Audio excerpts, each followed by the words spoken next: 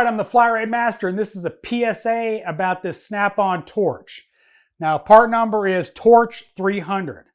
Now, I didn't buy this to actually use at the shop. I bought it to use at home to light cigars because my very expensive table lighter broke again. Second one I bought, it broke. I was tired of spending the $100 and having it break. So I figured I would get a torch and it'd last longer. But it's got some major issues, and we're going to talk about that just so you don't waste your money on this thing. Now, how this tool works is you push in this lock button, push the trigger, and that button's supposed to pop out. Except it doesn't. It should lock it on, like that. Well, here's the thing. You push it in. You notice how it doesn't pop out and turn the torch off? You got to hit it again. That can be kind of dangerous. When you think you've turned it off and you don't, you set it down, stuff can get on fire.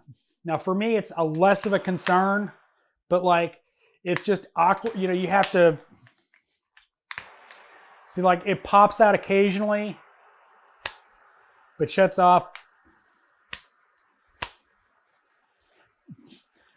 That's literally what I'm talking about. It's lit. Took 3 times hitting it to get it to turn off and pushing the button.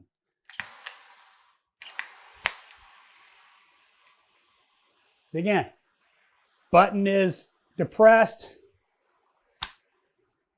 You have to hit it. Poor design overall anyway, but the fact that it doesn't want to release on its own, and this has been a problem more or less very shortly after I brought it home. I kept it at the shop for a long time, kept forgetting to bring it home, finally brought it home, and this is the issue I keep having. So really don't recommend this one. I should have bought a power probe. I will link that one in the description, but don't buy this one. It's overpriced, and it sticks and is dangerous. So just a little PSA. Hope you enjoyed this video. As always, thanks for watching. I am the Flatratemaster.